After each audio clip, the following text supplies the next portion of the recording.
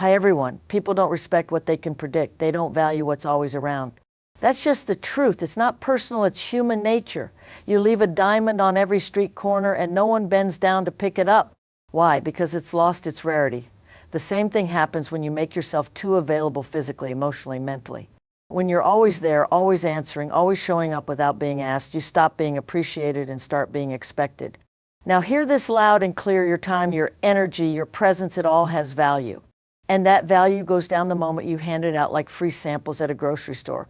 The people who truly matter in your life don't need you to be constantly available to know you care. In fact, when you pull back a bit, when you stop overextending, you'll find out who actually respects you and who is just using your openness for convenience. Scarcity builds value. Look at how people treat their luxury items. They don't toss them around or leave them out in the wild. They protect them, admire them, and handle them with care. Why? Because those items are rare and hard to get. You need to be the same. You need to create space around yourself, emotional and physical space, so people can feel your absence as much as your presence. You're not being rude, cold, or arrogant. You're reminding the world that you are not on clearance.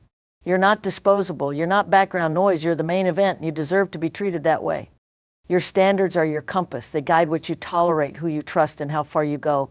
Honor them, and you'll stop attracting chaos and start attracting alignment. Stop making excuses for people who can't meet you where you are.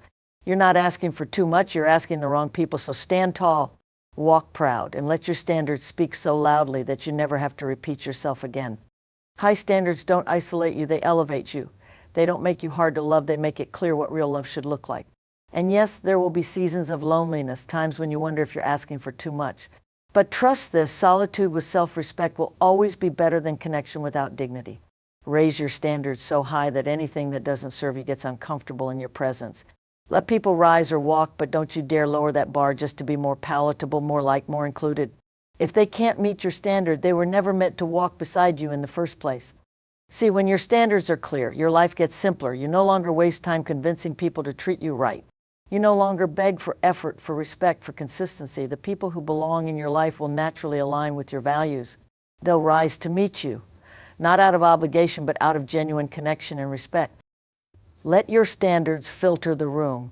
Whether it's a relationship, friendship, partnership, or even a casual conversation, ask yourself, does this match my energy? Does this respect my time? Does this align with where I'm going? If the answer is no, don't second guess it. Walk away, close the door, protect your space. The world will always try to convince you to lower your bar. Be more flexible. Don't be so difficult. You're asking for too much. No, you're asking for what you deserve. There's a big difference. And if that makes some people uncomfortable, that's their burden, not yours. You don't have to scream your standards. You don't need to write a speech about what you will and won't accept. Just live them. Let the way you move, speak, choose, and walk away speak for you. People will get the message. The ones who can't respect your values won't last, and that's exactly how it should be. Your energy is sacred. It's not for sale. It's not up for debate. And the minute you start treating it like gold, you'll notice the world starts respecting it too. Let's get this clear: your standards aren't just preferences, they're protection. They're the silent gatekeepers of your peace, your time, your heart, and your purpose. When you set high standards, you're not being picky, you're being precise, you're not closing doors on good people, you're keeping out the wrong ones. Wake up and ask yourself, who or what is stealing my energy today? Is it that friend who always complains but never changes? That relationship where you do all the giving and none of the receiving? That job that crushes your spirit but pays the bills? You may not be able to walk away from everything at once, but you can start building boundaries.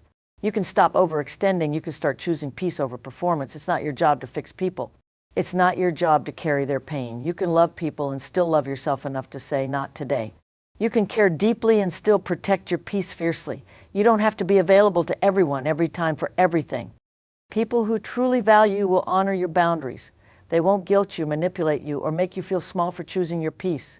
But those who rely on your brokenness to feel powerful, they'll call you distant, cold, selfish. Let them. Their opinion of you is not your business. And here's the truth: protecting your energy isn't just about avoiding toxic people. It's also about cutting off bad habits, negative self-talk, and that little voice in your head that tells you to shrink so others can feel big. Protect your mornings, protect your routines, protect your focus. Every time you allow distractions, gossip, comparisons, or bitterness into your mind, you're opening the door to energy leaks. Start protecting your energy like your life depends on it, because in many ways it does. The people you allow in your space influence your mindset, your habits, your peace. If you're constantly surrounded by chaos, drama, negativity, don't be surprised if you feel exhausted all the time. That's not life beating you down, that's you letting the wrong people sit at your table. You don't need to explain why you're unavailable. You don't have to feel guilty for saying no. No is a complete sentence, and boundaries are not rude, they're self-respect in action. Stop apologizing for needing space. Stop justifying your need to unplug, recharge, or step away. You're not being selfish, you're being smart. The moment you raise your standards, don't be surprised when some people start falling away. Let them. Because the ones who truly value you won't be intimidated by your boundaries, they'll rise to meet them. And those who don't, they were never really there for you in the first place. You're not here to be tolerated. You're here to be respected. And that respect begins with how you treat yourself and how you teach others to follow suit. Not everyone deserves access to you. Let me say that again, not everyone deserves access to you. Your energy is your currency, your fuel, your life force. And when you give it away to people who drain you, disrespect you, or take without giving, you end up bankrupt. Spiritually, emotionally, mentally. So take a step back and look at what you've been allowing. Who drains you? Who disrespects you but still has access to you? Who gets more chances than they deserve? That's not just on them, that's on what you've allowed. And that's not weakness, that's an opportunity for change. From this moment forward, you have a choice. Teach people that your time matters. Teach them that your boundaries are real. Teach them that your silence doesn't mean surrender. Don't just talk about self-respect, live it. Let your actions show people exactly what the standard is when they interact with you. Respect is not given automatically, it's earned, but here's the kicker, it's also enforced. That means you have to show people what your standards are through your actions. Not once, consistently. If someone takes you for granted and you keep showing up the same way, you've rewarded their behavior. If someone talks down to you and you stay in the room, you've just taught them that your presence doesn't require respect. You're not here to be a doormat in the name of kindness. Being kind is not the same as being a pushover. You can be warm, generous, and still have sharp boundaries. You can love people without losing yourself in the process. The strongest relationships, romantic, professional friendships, are built on mutual respect, not guilt, not obligation, not fear. And the world, it's full of people testing limits. Some do it on purpose, others do it out of habit. But your response is what sets the tone. When someone shows up late and you say nothing, you've just taught them that your time isn't a priority. When someone talks over you, mocks your ideas, or ignores your boundaries and you brush it off, you've shown them that you'll stay quiet to avoid conflict. You're not being the bigger person, you're becoming the easier target. And don't confuse silence with passivity. There's a difference. Silence doesn't mean you're weak or scared. It means you're choosing your moment. You're watching, learning, and moving with intention instead of emotion. And when you do speak, it will land like thunder because people will know you don't waste your words.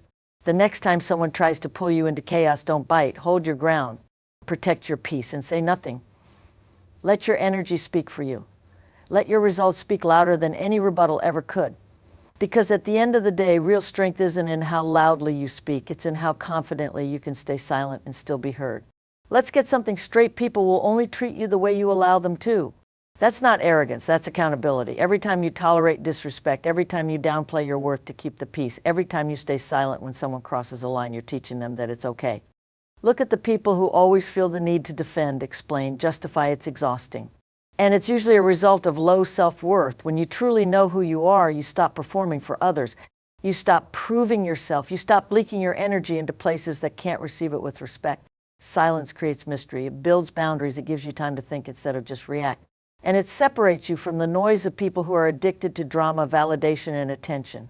Let them talk. Let them assume. Let them fill in the blanks, because while they're guessing, you're growing.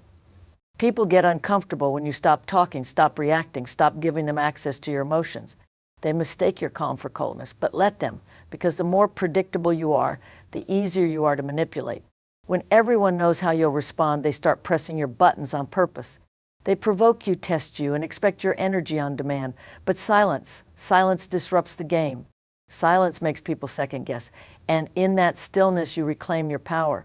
Sometimes the most powerful thing you can say is nothing. Not every insult needs a response. Not every betrayal deserves a breakdown. Not every question is worthy of an answer. There is a sacred kind of strength in being able to sit with your emotions, sort them out privately, and decide whether something even deserves your reaction. Start giving from your overflow, not your core. Protect your energy like it's gold, because it is. And remember, real love, real friends, real respect, they don't demand your exhaustion.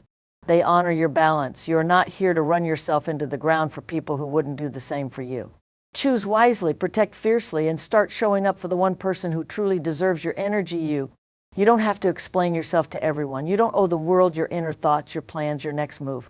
In fact, the moment you stop broadcasting everything, you gain something far more valuable: control. Silence isn't weakness, it's a strategy, it's a shield, and it's often the loudest message you can send. You don't have to explain your boundaries, you just have to enforce them. Let people adjust to the new you, the one who's not always available to clean up other people's messes. You're not their therapist, their safety net, or their emotional crutch. You're a whole human being who deserves to rest, to focus on your own dreams, and to be treated with mutual respect. Some people will get mad when you stop overgiving. Let them. That reaction says more about their entitlement than your boundaries. You'll lose a few people when you stop being overly available, but I promise you'll find yourself. Let me ask you this: who's showing up for you the way you show up for them? Who's checking your temperature when you're the one always holding the thermometer for others? If that list is short or empty, it's time to reevaluate where your energy goes. Your energy is not infinite. It's not some faucet you can turn on all day without drying out the well. You only have so much of it every single day, and how you use it determines your peace, your growth, and your future.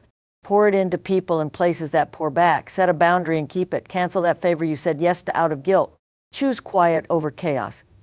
Overgiving isn't kindness, it's a habit formed from fear, the fear of being disliked, left out, or seen as selfish. But being kind and being available 24/7 are not the same thing. One earns respect, the other earns burnout. If your default is always jumping to fix, solve, help, or explain, you train people to see your time as less valuable than theirs. You show them that your needs can wait, that your rest isn't important, and that your peace is optional. Step back, take a breath, let them miss you. Let them wonder what you're up to. And let that silence speak for you. Because in a world full of noise and constant connection, being unavailable is a power move. And the people who are meant to be in your life, they'll respect you more for it. Every time you say yes when you really mean no, a little piece of your energy slips away. And it adds up. You bend, you stretch, you break your own boundaries just to keep everyone else comfortable.